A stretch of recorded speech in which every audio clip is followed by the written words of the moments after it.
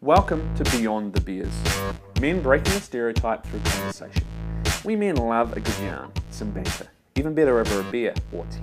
Sadly for many men, it never goes deeper than that. This show is a place for men to go beyond the surface level conversations, a chance to learn, listen, laugh and grow. I'm your host Mike Campbell, man coach and author of Amazon bestseller for men's health, Unleash Your Alpha. Let's break stereotypes through conversation. Let's go beyond the beers. Let me introduce the guest that I have on today's show, Mr. JuVan Langford. Welcome. Good to see you, man. Good to see you too. Thanks for coming. Thanks for having me. Now, I met JuVan a little while ago back in Sydney. We're in LA today, at a workshop I attended, and I was instantly drawn to this man. Not just because of his stature and frame, but because of the nature of this guy. Learning a little bit more about him, I discovered I'd actually watched one of his videos on YouTube about his program, The Elevated Man. Having now spent some time with him here in LA, I can tell you this is a kind-hearted, a compassionate and powerful man. There's a lot more to him than meets the eye, so let's get in and learn a little bit about him. So JuVan, welcome to the show. It is great to have you here. Now, I've given a little intro there, but I want to hear a little bit more about you. So I want you to give us the over a beer. What do you spend your time doing, and how do you make an impact? Man, where do you start? I originally from the East Coast. Was born in New Bedford, Massachusetts, right outside of Boston. I grew up in a pretty tough neighborhood, I would say, inner city kid. I had some challenges growing up. My dad passed away when I was about 4 years old. He had leukemia, had cancer, and he passed away. He was 30 years old, and I had a teenage mother who took it very hard when my dad passed and started drinking and drugging, and she went to this downward spiral, and it resulted in me and my sisters actually going through foster care. Right. So we legally adopted. I was about 4 years old when that happened. So even though that was a huge challenge, a huge time in my life where I was questioning a lot of things and confused as to what was going on, a lot wasn't being explained, just a lot was happening.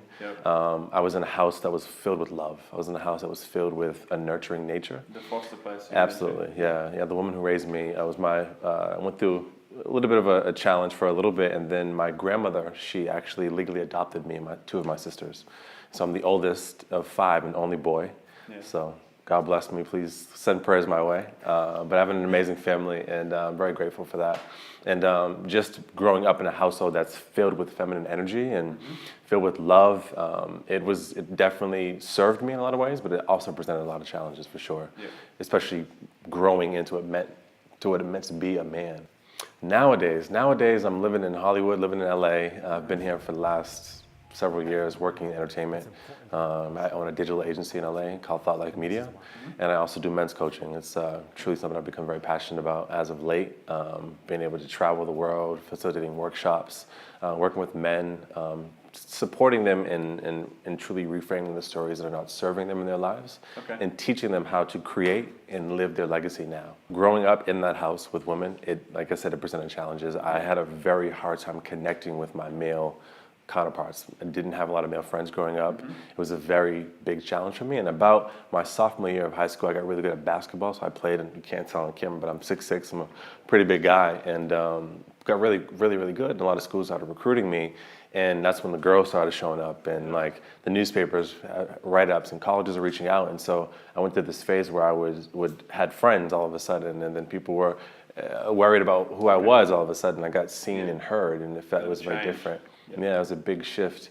And it really wasn't, even through college, I had challenges connecting with men, having teammates. I would play on the court, and it was time to grab a beer. JuVan would head back to the room and read a book, or to kind of, hey, just being afraid of connecting and being seen. Because I dealt with losing my dad, and something I also dealt with that I speak a lot about in workshops and when I work with men is I experienced sexual abuse as a kid. And it's something I shied away from, and I hid for a long time, not wanting to be judged or the stereotypical things that come with that, with the abuse. And so my conversation around men was that if I connect with this man, he's gonna hurt me or he's gonna leave me. And so as a men's coach today, it's truly phenomenal to be able to connect deeply and to have these intimate conversations and to lead with vulnerability and to be authentic with what I've been through. Because at the end of the day, it's not about me. It's about the legacy I leave behind. It's about the lives I'm able to touch, the hearts that I can reach, move, and inspire. How do I do that today? What does that look like today? I now believe a lot of men, a lot of the challenges in the world are based on dysfunctional men. Yeah. And so it's my mission, my vision to support men by creating safe spaces, whether it's one-on-one coaching, whether it's a workshop, a training, a speech, and teach them that it's underneath our shame, underneath the thing that we're hiding from, the pain, the abuse, whatever it is, underneath that we don't talk about, that we hide, that we refuse to mention during the bear, that we refuse to talk about at the gym, that we refuse to delve deep in and to let go of what may happen after sharing. We go there and we talk about it and we change the story, we reframe the story so that it serves them and supports other people. Yeah. And it's been huge because I've started with me and I'm only able to go there with them because I've gone there with myself. Very nice. So one of the things on that subject, one of the things that we like to do here in Beyond the Bears, and certainly one of the things that I'm passionate about as well, is encouraging men to dive into the conversations that we avoid. So I want to ask you, what are the conversations that you avoid, or perhaps have you avoided in the past? I did for a number of times until I didn't. Yeah. And one of those conversations was losing my dad. Yeah. I didn't want to talk about it because I didn't want to be another one of these men of color who's fatherless. I didn't want to talk about my mother, who was on drugs all of my life, and I drove by down the street and saw her using, and not being able to do anything about it. I didn't want to talk about being in foster care. I'm a charity case. I didn't want to talk about being abused, because if they see me, then I'm not a man. I'm a faggot. I'm feminine. I'm gay. I'm all these things because of that. And now I talk about everything, because at the end of the day, Mike, my commitment is to increase my capacity to serve more people. And that person that I'm committed to is the man, is teaching men how to go there, how to dive head first and not make it about me. Because if I was to hide, then I rob everybody I come into contact with of knowing who I truly am. Because my story may inspire your story, may inspire his story, may inspire her story. So it's not making it about me and focusing outward, knowing that I'm here for something bigger. I truly believe that.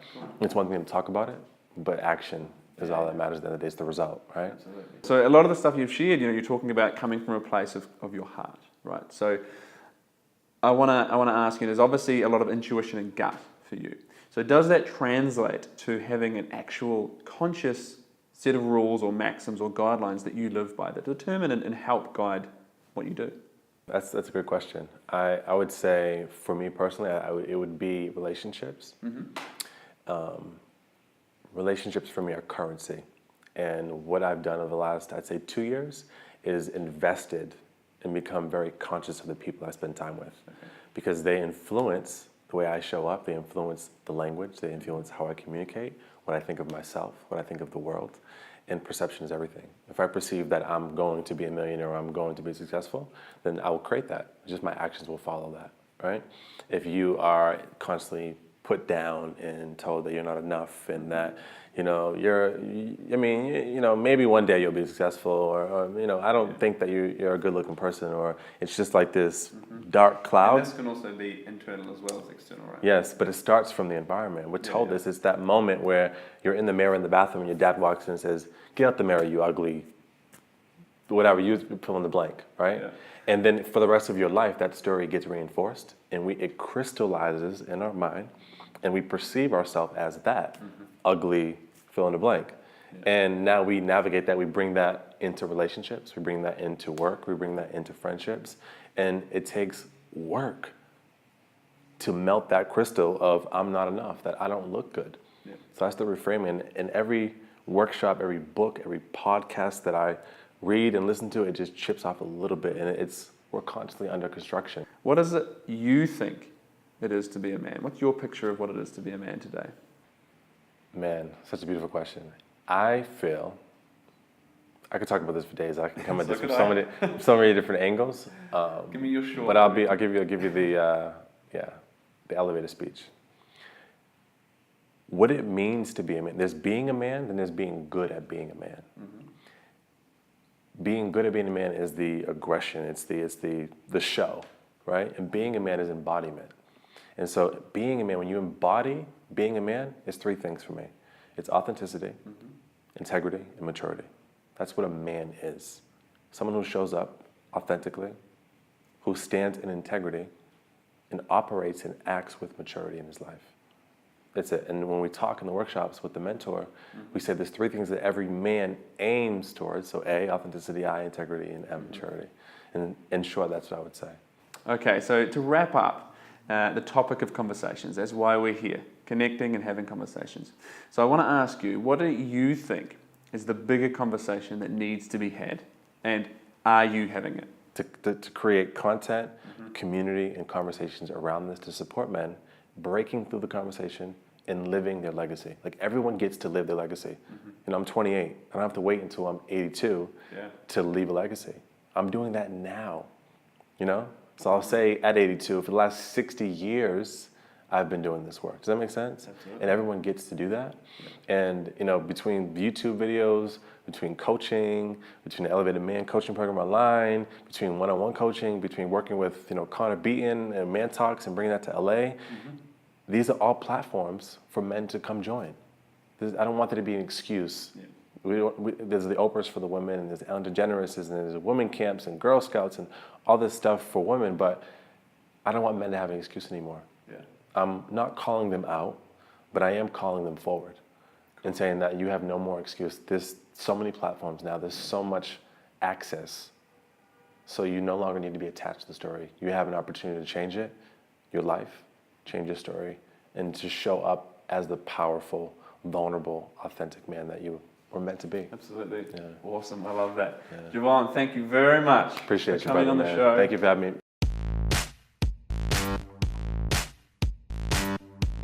Thanks for tuning into this short version of the show. To watch the full interview, click on the link below and go to beyondthebeers.tv. There you can sign in to watch the rest of the episodes for free, as well as all the episodes of the show. Otherwise, make sure you share this episode with at least one man you think will enjoy or benefit from it. Now go out into your own life and start having these more meaningful conversations. Ask for help. Ask a mate how he's really doing. Or if he just wants to have a real conversation and go beyond the beers.